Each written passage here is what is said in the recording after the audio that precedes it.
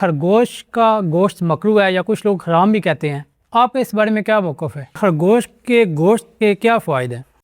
खरगोश का गोश्त और मुर्गी का गोश्त, इन दोनों में से कौन सा बेस्ट है? खरगोश के गोश्त की जो कीमतें हैं ये कौन तयन करता है? खरगोश को पीर्स आते हैं, मादा खरगोश को, तो इसमें कितनी सदाकत है? खरगोश फार्मिंग शुरू करने के लिए कितनी इन्वेस्टमेंट दरकार है? खरगोश फार्मिंग को कंपेयर किया जाए अगर पोल्ट्री फार्मिंग से तो या गोट फार्मिंग से, तो कौन सा बेस्ट है? खरगोशों से कितने पैसे कमाए जा सकते हैं अगर आप खरगोश पालते हैं? पाकिस्तान में खरगोशों के वाले से सबसे कीमती जो खरगोशों की नस्ल है कौन सी है?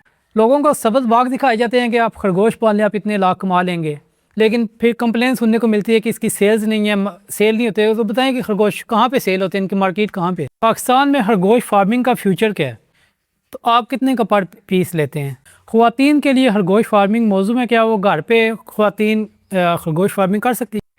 खरगोश की बलोगत की उम्र क्या होती है? किस उम्र में खरगोश बच्चे देना स्टार्ट करता है? खरगोशों के लिए खुराक क्या है, बेस्ट जो इनकी खुराक है? कहा जाता है कि खरगोश अपने बच्चे खा जाता है, इसमें कितनी सदाकत है? खरगोश क्रॉस कराने का बेहतरीन तरीका क्या है? Cage system versus colony system, कौन सा बेस्ट है? खालस नस्ल की पहचान कैसे करें? खरगोश फार्मिंग में नुकसान के क्या चांसेस होते हैं?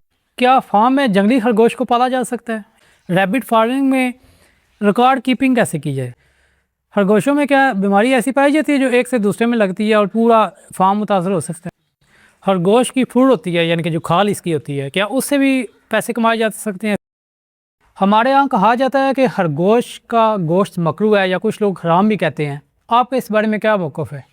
देखें, ये सिर्फ़ कुछ हमारे जो अहले तशी बरादरी है उनके नज़दीक के इसको पीरियड्स आते हैं, जिस वजह से जो है वो इसको मकरू कहते हैं और हराम भी कहा जाता है, जबकि ऐसा कुछ भी नहीं है। खरगोश जिस तरह की खुराक खाता है उस तरह की रेडिश कलर का वो यूरिन करता है, जो कि थ्रू आउट द सीज़न चलता रहता है। उसको ये पीरियड्स का नाम दे देते हैं कि ब्लड आता है, जबकि ऐसा कुछ भी नहीं है। हराम और हलाल का फ़ैसला सिंपल आप हदीस में जाके चेक करें। अगर हदीस के अंदर मौजूद है कि हज़रत सल्लम ने खरगोश का जो गोश्त है उसको पसंद फरमाया, तो वहाँ पे आपकी तमाम जो लॉजिक हैं, तमाम जो हराम हलाल के सवाल हैं वो ख़त्म हो जाते हैं। बहैसियत मुसलमान हमारे लिए ये सबसे बड़ी लॉजिक है, सबसे बड़ा प्रूफ मौजूद है कि जब आप की हदीस आपके सामने है तो वहाँ पे आप जो है वो हराम और हलाल क्यों उसको कहेंगे? ठीक है, बेहतरीन हलाल जानवर है, पूरी दुनिया में खाया जाता है, ठीक, और इसको पसंद किया जाता है। मुझे बताइएगा कि खरगोश के गोश्त के क्या फ़ायदे हैं? देखिए, खरगोश का गोश्त बेसिकली बेहतरीन वाइट मीट है और फैट्स फ्री है, सोडियम फ्री है, कोलेस्ट्रॉल फ्री है, वाइट मीट है, तो जिस वजह से एक समझ लें सस्ता और एक अच्छा सोर्स है।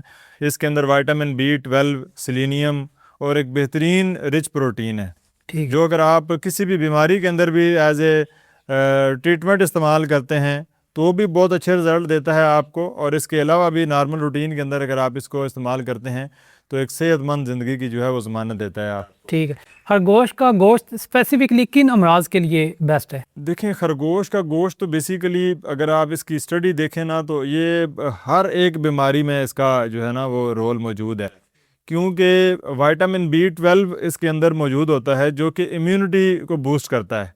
तो ट्रीटमेंट बेसिकली गोश्त में नहीं है, इसके अंदर जो मल्टी विटामिन्स हैं, न्यूट्रिशन वैल्यू है, वो बीमारी को हिट करने के लिए आपकी कुव्वत मुदाफ़ियत को बढ़ाती है। ठीक है, तो आप किसी भी डिज़ीज़ के अंदर, आपका गला ख़राब है, आप फीवर में हैं, इसके अलावा आपको कोई और प्रॉब्लम है, दमे के अंदर जो है वो बहुत ज़्यादा इसको इस्तेमाल किया जाता है, सांस की बीमारियों में इसको इस्तेमाल किया जाता है। जबकि हम ये रिकमेंड करते हैं कि आपको कोई भी मसला आपके साथ पेश है, कोई बीमारी है, तो आप खरगोश का गोश्त इस्तेमाल करेंगे तो आपको उसका जो ट्रीटमेंट है वो बहुत ज़बरदस्त रिजल्ट मिलेगा। ठीक है, खरगोश का गोश्त और मुर्गी का गोश्त, इन दोनों में से कौन सा बेस्ट है? देखिए, ये तो एक ज़बरदस्त समझ लें ट्रीटमेंट ऑलरेडी मौजूद है कि जो खरगोश का गोश्त है आपका, वो तो उसके तो मुकाबला ही नहीं है मुर्गी के साथ। ठीक है, वो मतलब इसका बकरे के साथ मुकाबला बनता है? क्या करें, बकरे के साथ में का मुकाबला? हाँ, बकरे के साथ ज़रूर मुकाबला बनता है, लेकिन उसमें भी देखें जो कोलेस्ट्रॉल का जो पेशेंट है वो बकरे का गोश्त नहीं खा सकता, उसके अंदर फैट्स बहुत ज़्यादा हैं। ठीक है, ये फैट्स फ्री है। और मुर्गी की जितनी वैक्सीनेशन है, जितनी डिजीज़ हैं, वो अपने पाँव पे खड़ी नहीं हो सकती, उसके साथ हम क्या मुकाबला करेंगे? तो दोनों का प्रोटीन लेवल और मल्टीविटामिन और जो न्यूट्रिशन वैल्यू है उसका आपस में कोई कंपैरिजन नहीं है। और फिर सबसे बड़ी चीज़ ये ऑर्गेनिक है, वो ऑर्गेनिक नहीं है, वो फीड पे पाली जाने वाली एक प्रोटीन है जो आप लेते हैं और उसके साथ बेशुमार बीमारियां भी आप ले रहे होते हैं। ठीक और ये एक ऑर्गेनिक चीज़ है, कुदरती तौर पे पाला जाने वाला जानवर है और वाइट मीट है जिसको हर दुनिया में पूरी में पसंद किया जाता है। ठीक।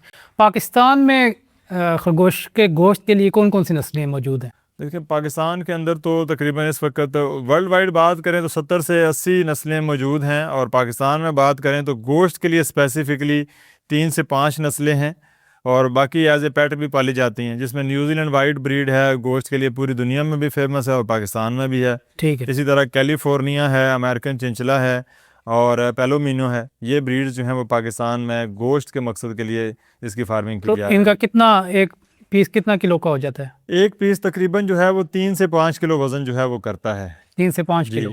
ठीक। 6 से 8 महीने। मुझे बताइएगा कि खरगोश के गोश्त की जो कीमतें हैं ये कौन तयन करता है? खरगोश के गोश्त की जो कीमतें हैं बेसिकली इसका तयन जो है वो समझ लें कि ओवरऑल मार्केट की जो सिचुएशन है उसके हिसाब से चलती है। हम ये देखते हैं कि आया कि एक खरगोश के ऊपर कितना एक्सपेंस आ रहा है और उसके साथ उसकी एक मुनासिब प्रॉफिट कितना है, ठीक। जो कंज्यूमर के लिए भी उसको बाय करना आसान हो। अगर हम ये चीज़ देखते हैं कि जी प्राइस नीचे रखें तो फार्मर को कुछ नहीं सेव होगा, उसका प्रॉफिट ख़त्म हो जाता है, और अगर हम प्राइस को हाई रखते हैं तो तो कंज्यूमर जो के लिए उसकी जो है वो बाइंग कैपेसिटी से बाहर निकल जाता है। ठीक है।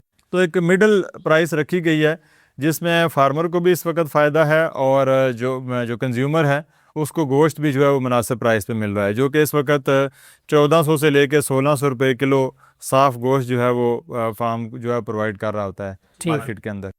हमारे यहाँ कॉन्सेप्ट एक पाया जाता है कि खरगोश को पीर्स आते हैं, मादा खरगोश को, तो इसमें कितनी सदाकत है?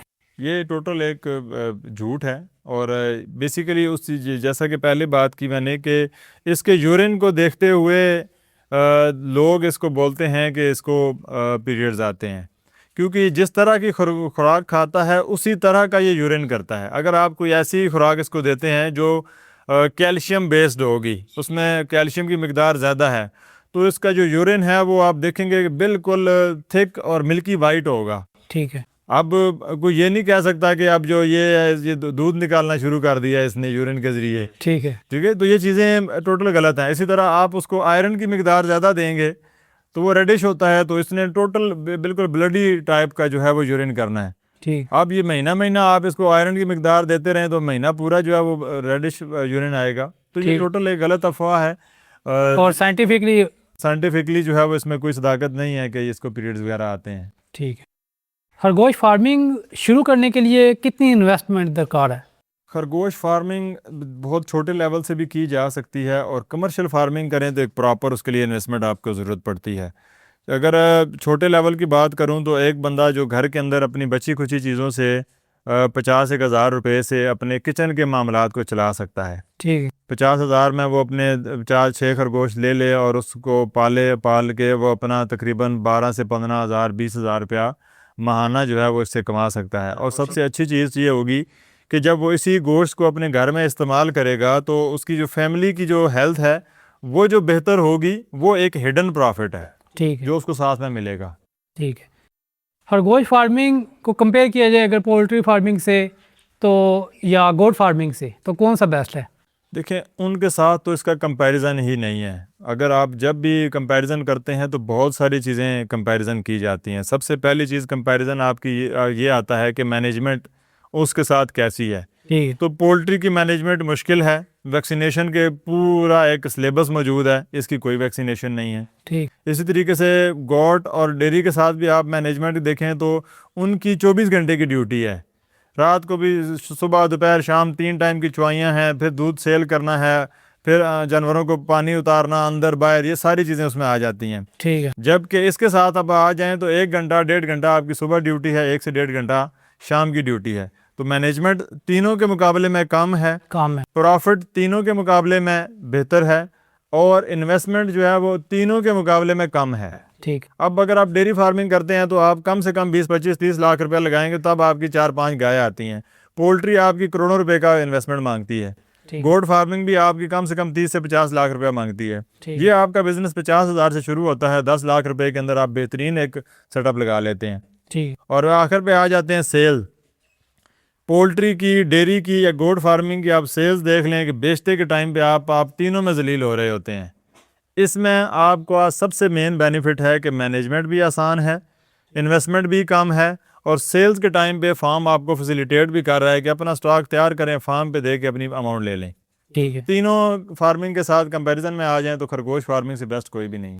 ठीक है। ये कहा जाता है कि अगर 60,000 को खरगोश लेना है, जैसे जर्मन जायंट नस्ल है, जी जी, महंगा खरगोश है, तो बंदे कहते हैं कि 60,000 का खरगोश लेने के बजाय आप 60,000 की बकरी लें, जिसकी डिमांड भी बहुत होती है। बिल्कुल। देखें आप 60-65 हज़ार रुपये का ये दो चीज़ें हैं पूरी दुनिया के अंदर। फार्मिंग को अगर देखा जाए तो आपकी एक फार्मिंग है जो समझ लें कि कंज्यूमर लेवल पे की जाती है, मतलब मीट पर्पस की फार्मिंग, और है दूसरे नंबर के ऊपर फैंसी की फार्मिंग। ठीक है।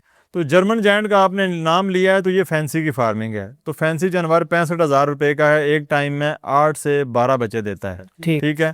आप 10 बच्चे कैलकुलेट कर लें तो 10 बच्चों की वॉल्यूम बनता है, जो अगर आप फार्म पे भी सेल करते हैं तो 1 लाख रुपए की वो वॉल्यूम है एक टाइम का। साल में 4 दफ़ा बच्चे देगा तो 4 लाख रुपए आपको कमा के देगा, और एक पिंजरे के अंदर उसने रहना है, कोई आपने उसको अंदर बाहर नहीं करना। 1 घंटा सुबह 1 घंटा शाम को दे दें। बकरी आप 65,000 रुपए की ले लें, साल में उसने बच्चे देने हैं टोटल दो। ठीक है। और उसको क्रॉसिंग के लिए जो भागना पड़ेगा वो अलग से, चारा काट काट के लाएं डालें, वो मेहनत अलग से।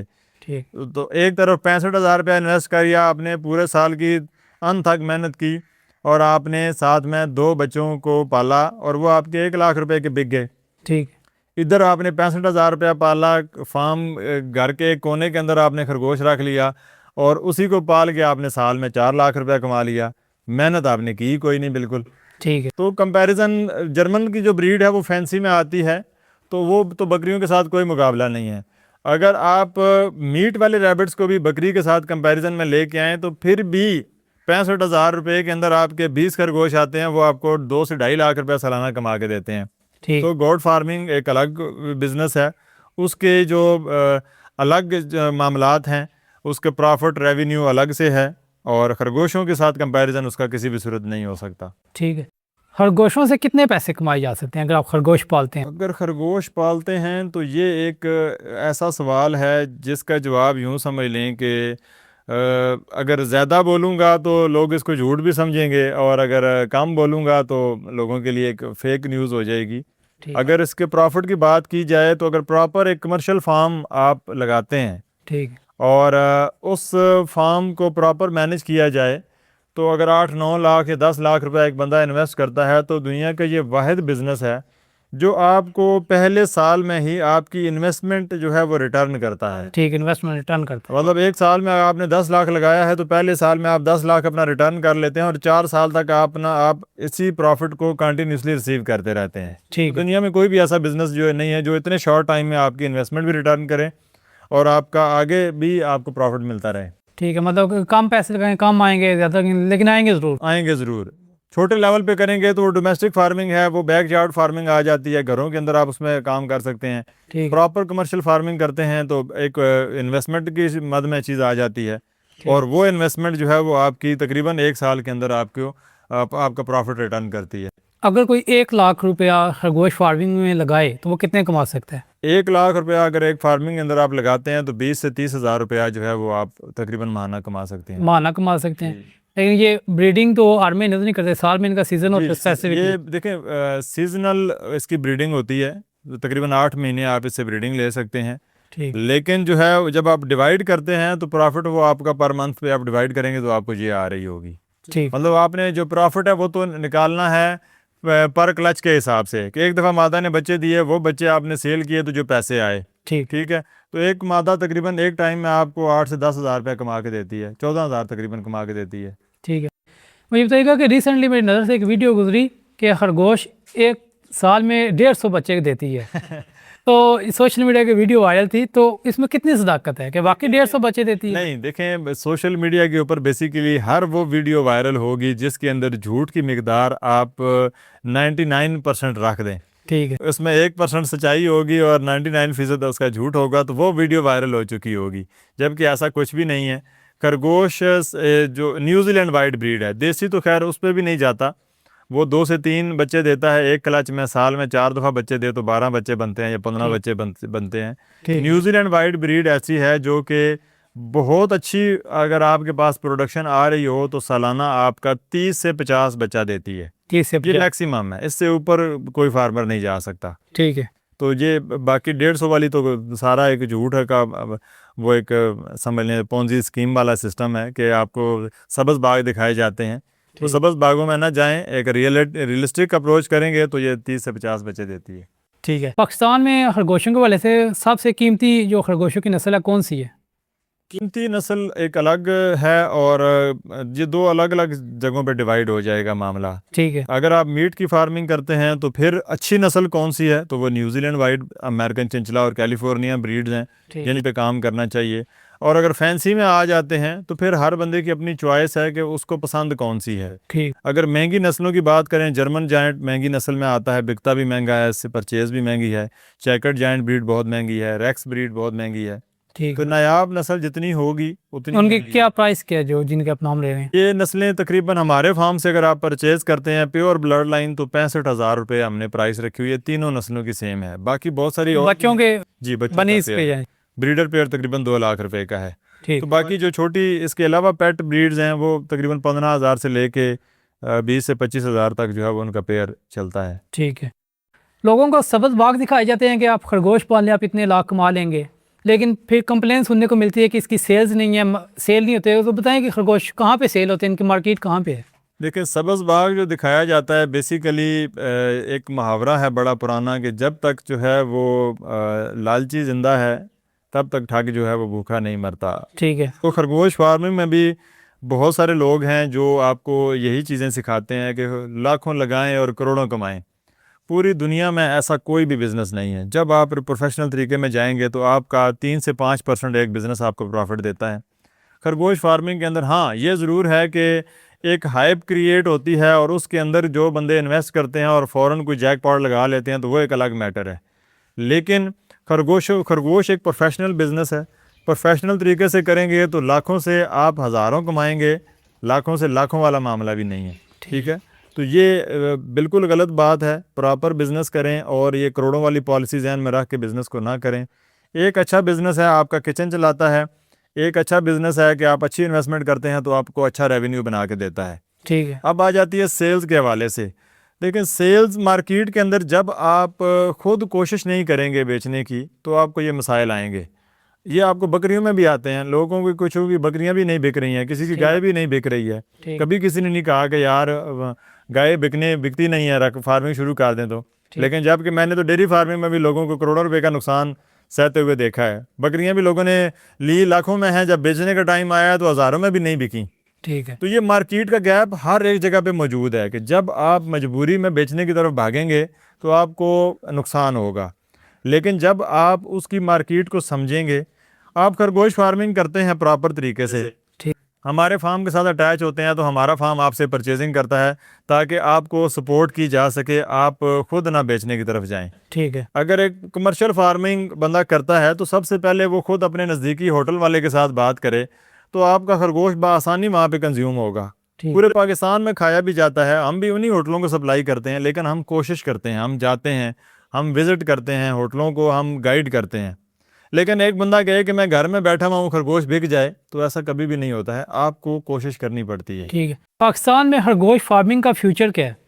पाकिस्तान में खरगोश फार्मिंग का फ्यूचर मैं आपको बताऊं बहुत ही ब्राइट है। बहुत ब्राइट है। देखिए, मुझे 9 साल हो गए हैं फार्मिंग करते हुए।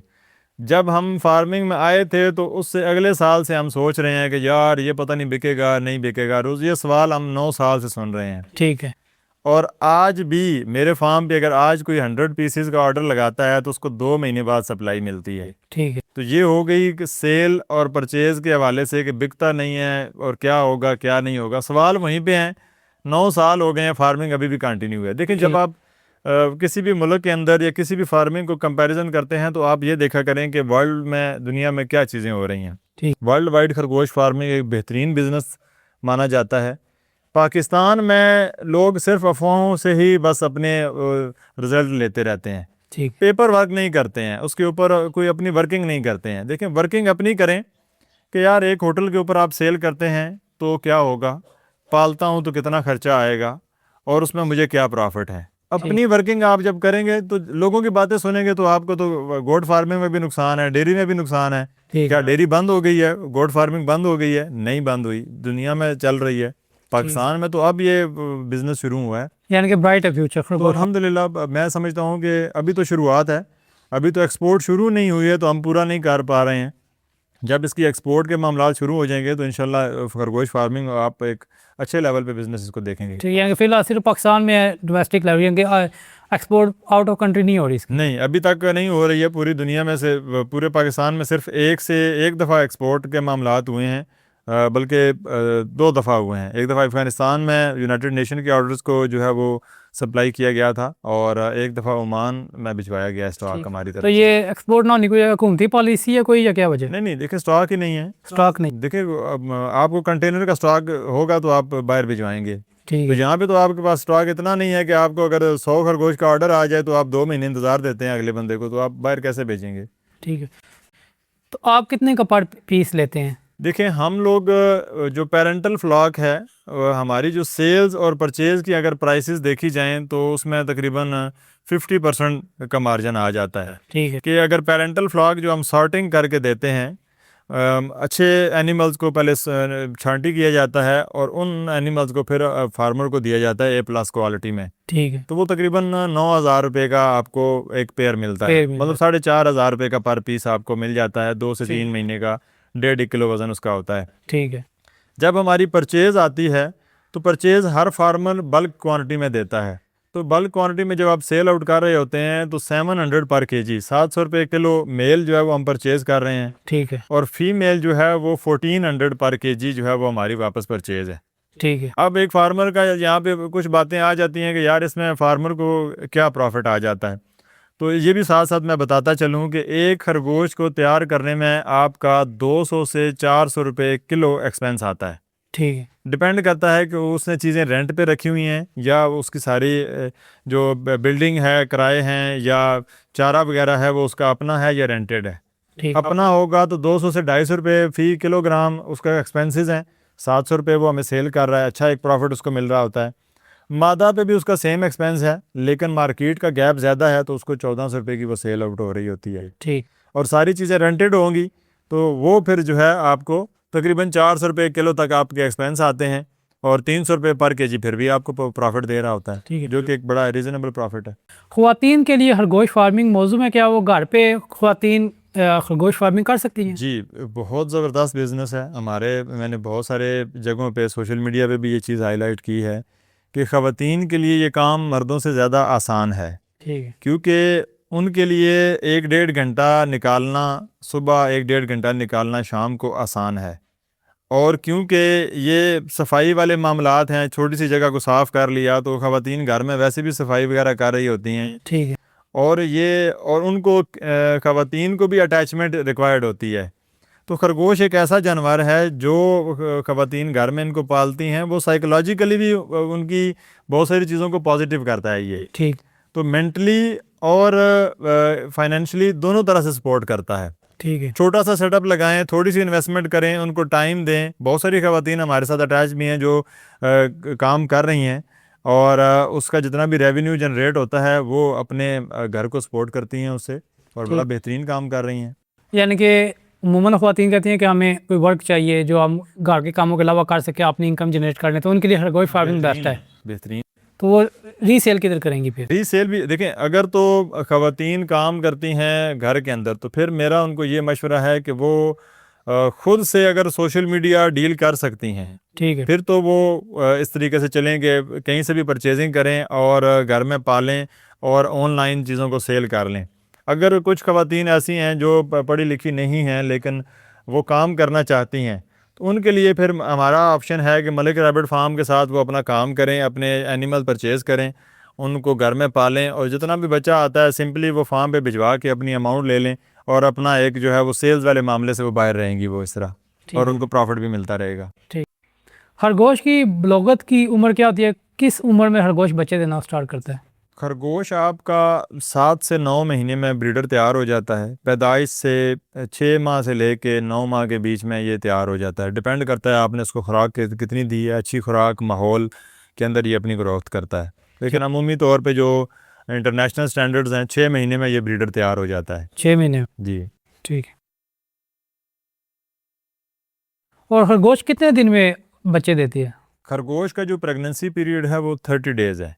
30 डेज? जी, 30 डेज़ में एक मेट आज करवाते हैं तो एग्जैक्ट 30 डेज़ में इसने बच्चे डिलीवर कर देने हैं। ठीक है। उसके बाद कहते हैं कि आर्मी नहीं देते हैं खरगोश बच्चे? जी, इसका जो प्रोडक्शन साइकिल है वो हर महीने का है कि अगर मादा बच्चे डिलीवर करके बाहर आती है तो वो फिर दोबारा मेट हो जाती है विद इन 24 आवर्स। ठीक। लेकिन हम इसके अंदर 20 डेज़ का 20 टू 30 डेज़ का जो है वो गैप ज़रूर देते हैं ताकि एक छोटा एनिमल है तो उसको भी अपनी सेहत को मेंटेन करने के लिए टाइम चाहिए, ठीक। ताकि जो दोनों पेट में भी और बाहर भी बच्चे होंगे तो नुकसान के चांसेस बढ़ जाते हैं। ठीक। तो हम 30 डेज़ का गैप देते हैं ताकि बच्चा भी अच्छे तरीके से दूध पी के पाला जा सके और ब्रीडर भी हमारा महफूज रहे। ठीक है। खरगोशों के लिए खुराक क्या है, बेस्ट जो इनकी खुराक है? खरगोशों की जो बेस्ट खुराक है वो भी 2 तरह की है। अगर आप फैंसी खरगोश पालते हैं तो फिर आप वंडा वगैरह यूज़ करवा सकते हैं। काफ स्टार्टर किसी भी कंपनी का आप यूज़ करवाएंगे तो महंगी खुराक है, महंगे जानवरों में डाली जा सकती है। अगर अमूमी तौर पे बात करें तो खरगोश हर एक चीज़ खा लेता है। ठीक है। घर की बची कुची सब्जियां, फ्रूट, आपका रोटी, किचन वेस्ट जितना भी है वो आपका इधर इस्तेमाल होगा। ठीक है। और वैसे कमर्शियल फार्मिंग में बात करें तो लूसन बहुत अच्छा प्रोटीन सोर्स है, इसकी खुराक है। ठीक है। बाकी गंदम, मकई, बाजरा, सब्ज़ चारे में जो भी है आप इसको देंगे तो ये बेहतरीन उस पर अपना प्रोटीन जनरेट करता है। खरगोश कितना खाता है? खरगोश अगर फार्मिंग आप कर रहे हैं तो आपका इनकी खुराक पे कितना खर्चा आ जाता है? देखें, ये मुख्तलिफ है। हर इलाके सब्ज़ चारा डालेंगे तो आप समझ लें कि पर डे 5 से 7 रुपये खा रहा होता है। अगर आप महंगी खुराक पे चले जाएं तो 10 से 12 रुपये की खुराक है। अगर क्वांटिटी की बात करें तो ड्राई मैटर मतलब खुश्क खुराक जो है तकरीबन एक खरगोश 100 ग्राम पर डे खाता है। 100 ग्राम पर डे? अब 100 ग्राम जो है वो आपकी, अब जैसे सब्जियां हैं बाज़ दफ़ा 1 किलो आपको 10 रुपये में मिल रही होती है। ठीक है। वो बहुत सस्ती आपको मिलती है। इसी तरीके से अगर आप वंडा वगैरह डालते हैं तो वो 10 से 12 रुपये में पड़ रहा होता है। ठीक है। 100 ग्राम मुख्तलिफ जो चीज़ें हैं उनकी मुख्तलिफ प्राइसेस के हिसाब से आपने डालनी है। ठीक है। कहा जाता है कि खरगोश अपने बच्चे खा जाता है, इसमें कितनी सदाकत है? जी बिल्कुल, खरगोश मादा जो है वो अपने बच्चे बाज़ औक़ात जब स्ट्रेस में होती है तो डिलीवर जब वो करती है बच्चों को तो प्लेसेंटा वो अपना खुद ही निगल लेती है। ठीक है। और प्लेसेंटा क्योंकि बहुत ही ज़बरदस्त प्रोटीन सोर्स होता है मादा के लिए, तो जब बच्चे डिलीवर करती है तो वो वीक हो जाती है तो वो उसी प्लेसेंटा को खा लेती है क्योंकि वो गोश्त होता है सारा। ठीक है। ब्लडी। और बच्चों के ऊपर भी बाज़ दफ़ा क्योंकि बच्चों के ऊपर बाल वगैरह नहीं होते हैं तो मादा को अगर वीकनेस हो और उसको एनर्जी की ज़रूरत पड़ रही हो तो वो बच्चों में और प्लेसेंटा में फ़र्क महसूस नहीं कर सकती। ठीक है। तो वो फिर बाज़ दफ़ा अपने ही बच्चों को खा जाती है। अदरवाइज़ जो है वो ये भी 100 में से कोई 1 या 2 केसेस आते हैं। अदरवाइज़ ऐसा नहीं है कि तमाम मादाएँ कॉमन नहीं है। ये एक्सेप्शनल केस है, एक्सीडेंटल केस होता है। कोई एक मादा कोई किसी एक दफ़ा वो ऐसा कर जाए। खरगोश क्रॉस कराने का बेहतरीन तरीका क्या है? खरगोश क्रॉस करवाने के लिए बेहतरीन, अगर आप डोमेस्टिक रखते हैं कॉलोनी सिस्टम के अंदर तो वो खुद ही मेटिंग करते हैं, खुद ही ब्रीड करते रहते हैं। और अगर इसकी प्रोडक्शन के हवाले से बात करें तो सर्दियों के अंदर जो है वो इसका मेन आपका ये प्रोडक्शन साइकिल चलता है सितंबर से लेके अप्रैल तक। और कमर्शियल फार्मिंग के अंदर जब आप ब्रीडिंग करवाते हैं तो फीमेल को मेल के केज में छोड़ के 5 से 10 मिनट के लिए ब्रीड करवाएं और वापस उसके केज में डाल दें तो वो अपना 30 डेज़ बाद डिलीवर कर देगी। ठीक है। क्रॉस ब्रीडिंग करवाई जाती है, क्या ये बेहतरीन है या करवाना चाहिए प्रैक्टिस, ये करनी चाहिए? क्रॉस ब्रीडिंग की प्रैक्टिस एक मैं समझता हूँ कि नुकसानदेह अमल है। उसकी वजह यह है कि जब आप क्रॉस ब्रीडिंग के अमल में चलते हैं तो देसी एक खरगोश जो है वो 1 किलो का है। ठीक है। न्यूजीलैंड वाइट जो खरगोश है वो 4 किलो का है। जब आप इन 2 नस्लों को आपस में मिलाप करवाते हैं तो जो अगली जनरेशन आती है वो थोड़ा सा वज़न बढ़ा जाती है। ठीक। लेकिन इस पूरे प्रोसेस को दोबारा बड़े लेवल तक लेके जाने के लिए आपको कम से कम 3 साल लग जाते हैं। ठीक है। तो डायरेक्ट न्यूजीलैंड वाइट पे काम करें। जब एक चीज़ ऑलरेडी मार्केट में मौजूद भी है, आपको मिल भी रही है, तो क्रॉस ब्रीडिंग करा के सिर्फ जो है वो आप अपने फार्मिंग को नुकसान पहुंचाते हैं, मार्केट को नुकसान पहुंचाता है वो फार्मर। हाँ, ये ज़रूर है कि किसी ने कॉलोनी सिस्टम में घर में रखे हुए हैं पुराने तरीक़ेकार से, तो उसको प्रॉफिट एंड लॉसेस के साथ कोई मतलब नहीं है, तो उसमें वो क्रॉस ब्रीड करवा के थोड़ी सी अपनी ब्रीड को बेहतर कर लेता है। ठीक है। Cage system versus colony system कौन सा बेस्ट है? केज सिस्टम, इसमें भी आगे दो तीन चीज़ें शामिल होती हैं। अगर आप कमर्शियल फार्मिंग बिज़नेस के हवाले से कर रहे हैं तो कॉलोनी सिस्टम बिज़नेस में नाकाम है। ठीक है। और अगर आप बिज़नेस के बगैर डोमेस्टिक तरीके से करना चाहते हैं कि बस ठीक है कोई प्रॉफिट लॉसेस इसमें शामिल नहीं है, तो फिर कॉलोनी सिस्टम में आपकी मेहनत बिल्कुल कम है, लेकिन उसमें यूँ समझ लें कि आपका प्रॉफिट जो है वो ना होने के बराबर है। इतना ही प्रॉफिट होगा कि चलें महीने में 1-2 खरगोश आपने ज़िबा करके खा लिए, शौक पूरा कर लिया, बस यहाँ तक फार्मिंग है। बिज़नेस आप इसको नहीं कह सकते। किस वजह से? मतलब ज़्यादा बंदा नहीं रख सकता? ये नहीं, ज़्यादा की बात नहीं है। देखें, इसकी मैनेजमेंट बहुत मुश्किल है। जब आप कॉलोनी सिस्टम में रखते हैं तो आपको पता ही नहीं है कौन सी मादा ने कब बच्चे दिए हैं, कितने दिए हैं, उसको बीमारी लग गई है तो ट्रीटमेंट आपने कब करना है, कितना करना है, कौन सी मादा कब क्रॉस हो रही है, तो आपके रिकॉर्ड में कुछ भी नहीं है। ठीक है। तो जब बिज़नेस किया जाता है तो बिज़नेस में आपका सबसे कैलकुलेशंस बड़ी इंपॉर्टेंट रखती हैं। उसमें आपने कितना इन्वेस्ट किया है, कौन सा एनिमल है जो कुछ भी नहीं कर रहा, फार्म के ऊपर लोड है, उसको निकाल देना चाहिए। तो कॉलोनी सिस्टम में तो सब ब्लाइंड है। ठीक। इस वजह से जब बिज़नेस करेंगे तो प्रॉपर उसके SOPs को फॉलो करेंगे और उसका आपको फिर पता होगा कि इतना आपको प्रॉफिट आना है। ठीक। कॉलोनी सिस्टम में आप सब चीज़ें आपके आंखों के सामने नहीं हो रही हैं, तो वो हो सकता है बहुत अच्छा बिज़नेस में प्रॉफिट आ जाए कॉलोनी सिस्टम में, और हो सकता है कि बिल्कुल ही सब कुछ फ्लॉप हो जाए। अभी तक कि हमारा 9 साल का एक्सपीरियंस है, इसमें सब कुछ जो है वो नुकसान ही हुआ है कॉलोनी सिस्टम में, प्रॉफिट नहीं है। ठीक। जो लोग खुले में खरगोश रखते हैं वो कहा जाता है कि खरगोश सूंघे बहुत होते हैं, अंदर तक चले जाते हैं, तो क्या वाकई ऐसे ही? वो किस हद तक जाते हैं, कितनी लंबाई तक? ये तो एक तरफ से जाएगा और आपका समझ लें कि 500 मीटर तक भी नीचे सुरंग बना लेता है। ठीक है। लेकिन ये देसी खरगोश है आपका, जो ज़मीन के अंदर सुरंग बनाता है। जो फार्मिंग में जब आप आते हैं, कमर्शियल फार्मिंग में या न्यूजीलैंड वाइट ब्रीड की बात करें, तो ये सुरंग वगैरह नहीं बनाता है। इसको ज़मीन के ऊपर ही आपने बॉक्सेस वगैरह देने होते हैं, तो इसमें ये ब्रीड करता है। सिर्फ देसी खरगोश है आपका जो कि ज़मीन के अंदर कॉलोनी सिस्टम में काम करता है और नीचे ब्रीड करता है। ठीक। खालस नस्ल की पहचान कैसे करें? जैसे अक्सर लोग क्रॉस ब्रीडिंग करवाते हैं, नस्ल मिक्स हो जाती है। जी जी। तो कोई खालस प्योर ब्रीड कैसे पहचानी जाए? पहचान एक मुश्किल अमल है। उसकी वजह यह है कि जिसामत के लिहाज से कानों का साइज़, उसकी वेट, बॉडी का साइज़, उससे उसकी पहचान की जाती है। लेकिन क्योंकि पाकिस्तान में क्योंकि ज़्यादा सेल्स जो है वो बच्चों में होती है, तो बच्चे के अंदर फ़र्क निकालना मुश्किल हो जाता है। तो इस वजह से ये फार्मर को ही बेहतर पता होता है कि मेरे फार्म के ऊपर जो ब्रीड मौजूद है वो प्योर है या क्रॉस ब्रीड है या देसी है। इसी वजह से हम रिकमेंड भी करते हैं कि नए फार्मर को कि वो लोकली परचेजिंग ना करे। अभी हमें रोज़ाना बताया जाता है कि हमने तो न्यूजीलैंड वाइट परचेज़ कर लिया जी 500,000 रुपये का। ठीक है। बाद में फिर वही बंदा कह रहा होता है कि सर ये तो 1 किलो से ऊपर नहीं जा रहा है, तो अब क्या करें। तो बेसिकली आपने परचेजिंग गलत कर ली। ठीक। जब आप एक patent professional parental flock purchase करते हैं तो उसका पीछे एक डाटा होता है कि यार कौन सी मादा से बच्चे आए हैं, कितना वज़न था, उसके माँ बाप का कितना वज़न है, और आगे फिर लाइन ब्रीडिंग में है या आउट लाइन ब्रीडिंग है। मतलब लाइन ब्रीडिंग से मुराद भी ये है कि माँ बाप की आगे बहन भाई की नस्ल चलाई गई है या आउटसोर्स करके इसको जो है वो आउट लाइन ब्रीड करवाया गया है। तो बहुत सारी चीज़ें ब्रीडिंग के अंदर शामिल होती हैं। खरगोश फार्मिंग में नुकसान के क्या चांसेस होते हैं? खरगोश फार्मिंग में नुकसान मैनेजरियल लेवल पे है। मैनेजमेंट जहाँ पर आपकी नाकस है वहाँ पे आपका नुकसान है।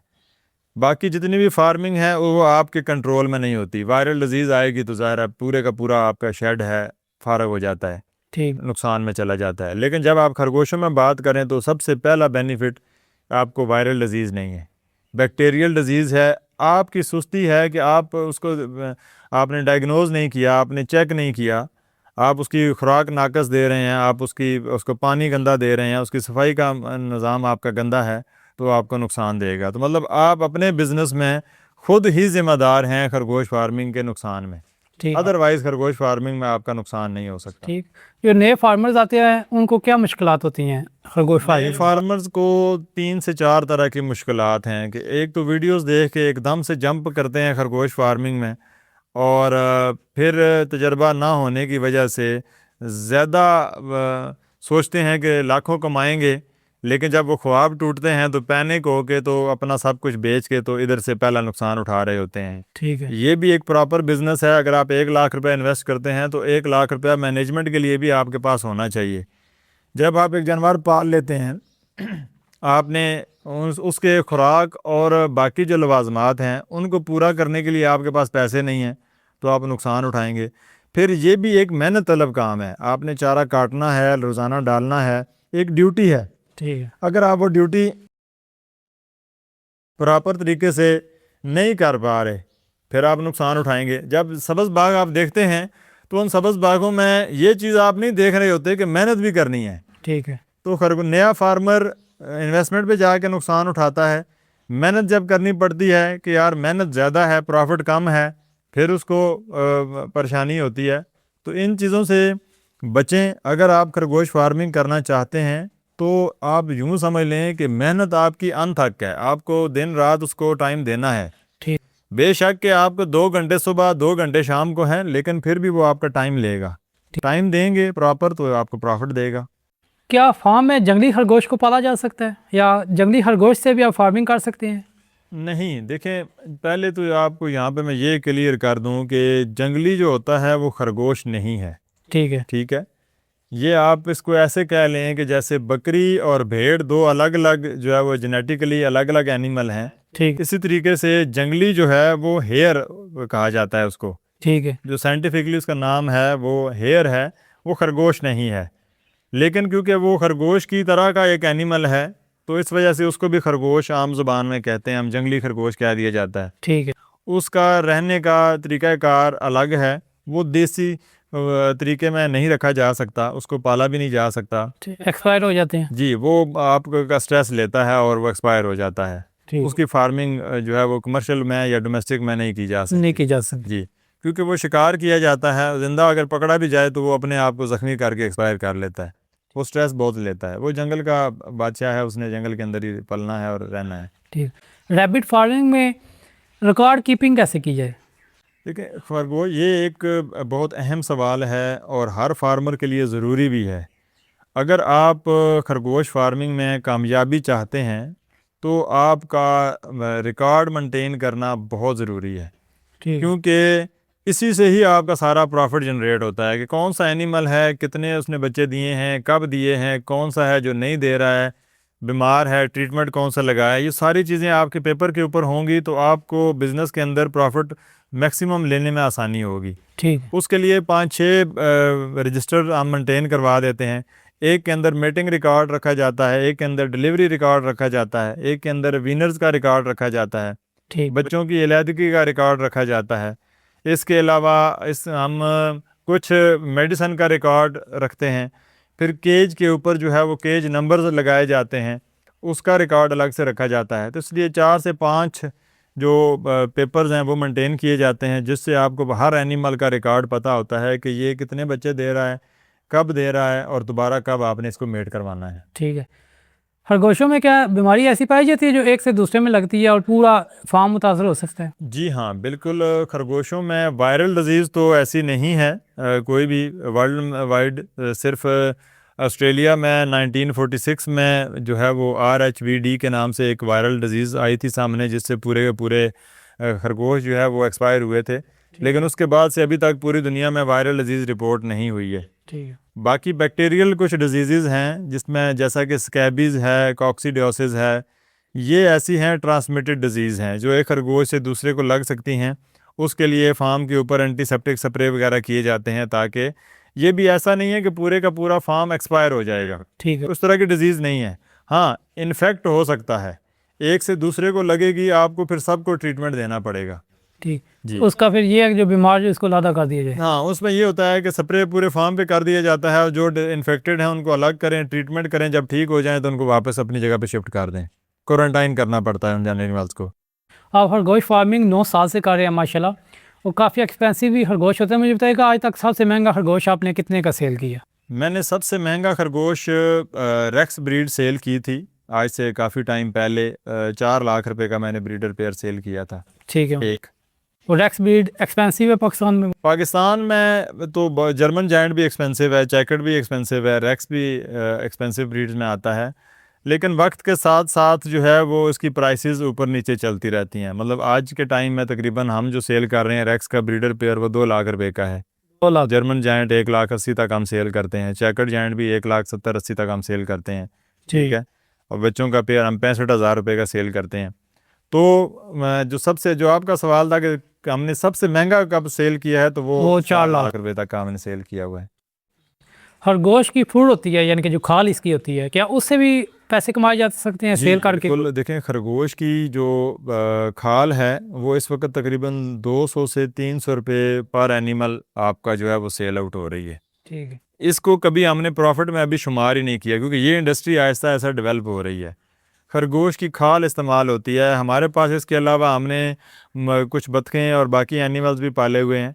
वहाँ पे इसकी जो यूँ समझ लें कि ओजरी वगैरह है, वो सारे उन जानवरों में हम इस्तेमाल कर रहे होते हैं। फिर इसकी जो मेंगनियाँ हैं उसको हम, ये बहुत ज़बरदस्त फर्टिलाइज़र है, ठीक, वो हमारी फसलों के लिए बड़ा ज़बरदस्त है। यूरिन इसको स्प्रे के तौर पे हम इस्तेमाल करते हैं। इसकी हर एक चीज़ आपके लिए वो समझ लें कि पैसे हैं। ठीक। वही मेरा नेक्स्ट क्वेश्चन था कि इनका जो फुजला होता है, कहा जाता है कि वो बहुत ही फर्टिलाइज होता है, उसकी खाद की बहुत कीमती और महंगी बिकती भी है। तो क्या वाकई में ये सदाकत है इसमें? बिल्कुल। अगर दुनिया में इसकी खाल और यूरिन की बात की जाए तो बहुत महंगी फर्टिलाइज़र है।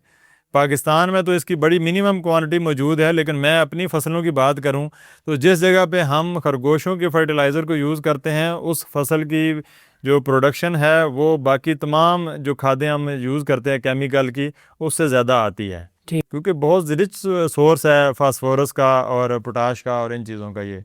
ठीक। आप माशाल्लाह रैबिट फार्मिंग कर रहे हैं 9 साल से, तो अभी आप लोगों को भी इंकरेज करें कि इस फील्ड में आएँ, इन्वेस्टमेंट करें और अपने लिए एक इनकम सोर्स पैदा करें। तो आपका फार्म कैसे वर्क करता है, लोगों को कैसे फैसिलिटेट कर रहा है? देखिए, हमारे फार्म का जो तरीक़ाकार है काम करने का, एक तो ये पूरे पाकिस्तान में लार्जेस्ट एक चेन हम बना चुके हैं ताकि पूरे पाकिस्तान में हम खरगोश फार्मिंग को प्रमोट कर सकें। ठीक। अब नए फार्मर्स के लिए जो कुछ ज़रूरी चीज़ें हैं, जो जैसे ही उसने इसके फार्मिंग के अंदर कदम रखना है, जो उसकी रिक्वायरमेंट है, सबसे पहले तो ये कि उसको एक अच्छी ब्लड लाइन चाहिए, एनिमल अच्छा चाहिए। ठीक है। तो वो फार्म उसको प्रोवाइड करता है। फिर दूसरे नंबर के ऊपर एक नए बिजनेसमैन के लिए ज़रूरी है कि यार उसने सेटअप लगाना है तो वो कैसे पिंजरा बनाएगा, उसका शेड कैसा होना चाहिए। तो इस हवाले से इंपोर्टेड प्लास्टिक के अंदर जो है वो मलिक रैबिट फार्म पूरे पाकिस्तान में केज प्रोवाइड कर रहा है। ठीक है। ताकि जो एलिवेटर के ऊपर आपने सेटअप लगाना है वो हमारा फार्म आपको लगा के देता है। तीसरे नंबर के ऊपर जो चीज़ है कि सेल्स जो है वो नए फार्मर्स के लिए एक चैलेंजिंग काम है कि इन्वेस्टर कहता है कि यार मैं इन्वेस्टमेंट भी करना चाहता हूँ, मैंने शेड भी बना लिया, सेटअप भी लगा लिया, बेचूंगा कैसे? तो उसमें फार्म फिर आपको कहता है कि हमारी ऑलरेडी एक हम मार्केट जनरेट कर रहे हैं, उसके अंदर हम अपनी सप्लाई चेन हमने बना ली है, तो आप उस सप्लाई चेन का हिस्सा बने और उसमें आपने प्रोडक्शन तैयार करनी है, माल हमें सेल करना है और आपको एक अच्छा सेटअप जो है वो सहूलत प्रोवाइड कर देता है। ठीक है। तो इस तरह नए फार्मर्स के लिए हम केज, एनिमल और वापस बाय बैक भी उसको प्रोवाइड कर रहे होते हैं। ठीक है। इसमें डिफरेंट हमारे कमर्शियल पैकेजेस मौजूद हैं। 3 लाख रुपए से एक घर के अंदर 12 बाय 18 के कमरे में आप पैकेज ले सकते हैं, जिसमें केज प्लस एनिमल जो है वो आपको प्रोवाइड किया जाता है। ठीक है। कितने एनिमल उसमें होते हैं? उसमें 21 एनिमल होते हैं। ठीक है। 14 फीमेल्स हैं और 7 जो हैं वो मेल्स हैं। 2 से 3 माह के होंगे। 1 लाख रुपए के ये बन जाते हैं, प्लस 2 लाख रुपए का इंपोर्टेड केज है, तो 3 लाख रुपए का एक सेटअप है जो कि 30 से 50 हज़ार माहाना आपको आमदनी देता है। ठीक है। फिर आगे सेमी कमर्शियल है, फिर फुल कमर्शियल आ जाता है। 60 पीस का सेटअप है, ये 9 लाख रुपए का सेटअप है। इसी तरीके से अगर आप 100 पीस का सेटअप लगाते हैं एक, तो वो आपका तकरीबन जो है वो 15 लाख रुपए का सेटअप है। ठीक है। इन तमाम की जो प्रॉफिट के हवाले से बात करूं तो छोटे सेटअप की प्रॉफिट 30 से 50 हज़ार है। ठीक। 60 पीस का जो सेटअप है उसकी 80 हज़ार से लेके 1.5 लाख रुपए तक का वो प्रॉफिट है उसमें। और अगर आप फुल कमर्शियल पे जाते हैं तो 1.5 लाख रुपए से लेके 2.5 लाख रुपए पर मंथ आप उसमें से प्रॉफिट कमाते हैं। ठीक है। और टोटली फार्म आपको एज ए ब्रांच डील करता है, और आपका जितना भी आप समझ लें कि हमारे एक बिजनेस पार्टनर के तौर पे हमारे साथ काम कर रहे हैं। ठीक है, यानी कि एक इन्वेस्टर उसने सिर्फ इन्वेस्ट करना है, बाकी आपने सब कुछ उसको प्रोवाइड करना है, उसने बस उसकी केयर करना है, ग्रोथ करना है और रीसेल फिर आपको भी करना है। प्रोडक्शन उसने निकालनी है और हमें सेल करनी है, उसका बिजनेस की सिक्योरिटी हम उसको प्रोवाइड कर रहे होते हैं कि आपको सेल्स के हवाले से मुकम्मल महफूज हैं आप, और आप बस अपनी प्रोडक्शन तैयार करें, हमारे फार्म के साथ अटैच हो जाएं और अपने इलाके में हमारी ब्रांच शुरू करके हमारी मज़ीद कुछ ऐसे हमारी फैसिलिटेशन हैं जो बड़े फार्मर्स को हम वहाँ पर प्रोवाइड कर रहे होते हैं, जिसमें ये होता है कि फिर वहाँ से हम जो सप्लाई चेन मेंटेन करते हैं उसमें भी कुछ 10% तक जो प्रॉफिट शेयरिंग है फार्म उनको एज ए बोनस प्रोवाइड कर रहा होता है। ठीक है। फीमेल्स, कितनी फीमेल्स के लिए एक मेल काफ़ी होता है? तकरीबन जो है वो छोटे सेटअप में 2 फीमेल्स के साथ हम 1 मेल दे रहे होते हैं, और बड़े सेटअप के अंदर जो है वो 3 फीमेल्स के साथ हम 1 मेल दे रहे होते हैं। ठीक है, यानी कि इससे ज़्यादा उसके लिए फिर नहीं होते? छोटे सेटअप में देखें, जब वो सारे एनिमल्स तैयार हो जाते हैं तो मेल्स की क्वांटिटी ऑटोमेटिकली कम हो जाती है। जैसे अब 45 फीमेल 60 पीस का सेटअप है, ठीक है। तो 45 फीमेल्स के साथ 15 मेल्स जो हैं वो हमने दिए हैं। ठीक है। तो जब वो एनिमल 7 महीने बाद तैयार होगा तो उन 15 मेल्स में से 10 फीमेल, तो 10 मेल्स जो हैं वो फार्मर की रिक्वायरमेंट है। ठीक है। तो उसमें कुछ एक्सपायरी भी आती है, कुछ ऐसे हैं जो इनफर्टाइल भी निकलेंगे। ठीक है, तो मेल्स इसलिए जो है वो तकरीबन जो एट द एंड जो है वो 5 फीमेल्स के साथ 1 मेल की रेशो उसके फार्म पे अवेलेबल हो जाती है। ठीक है।